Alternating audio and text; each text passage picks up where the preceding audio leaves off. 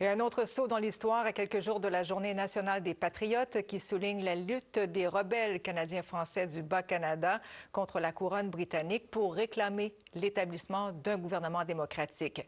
Les deux soulèvements de 1837 et 1838 ont mené à des arrestations, des exécutions et des dizaines d'exils jusqu'en Australie.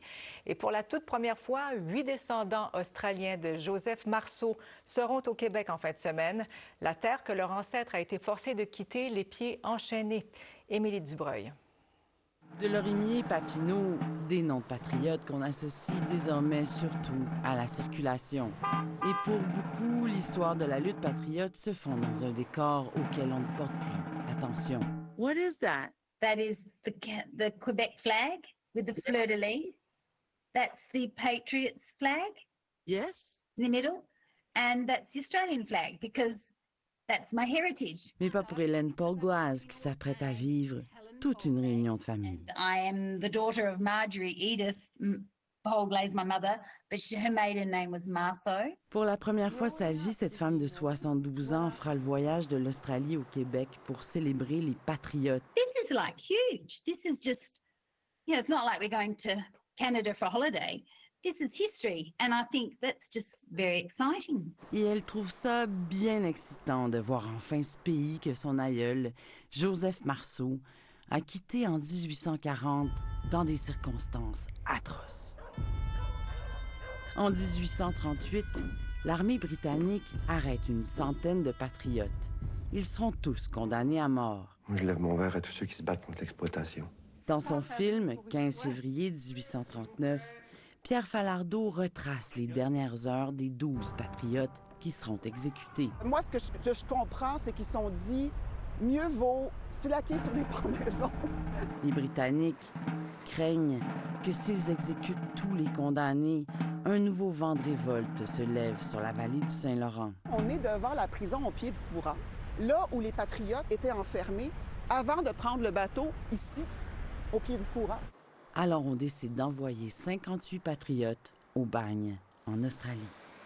À 18 ans, la scénariste Dominique Parenteau-Leboeuf est allée apprendre l'anglais en Australie. L'épisode de l'exil des patriotes la touche infiniment. Ils sont partis du port de Québec pour un voyage qui a duré 5 mois, qui a été épouvantable, éprouvant, à fond de cale.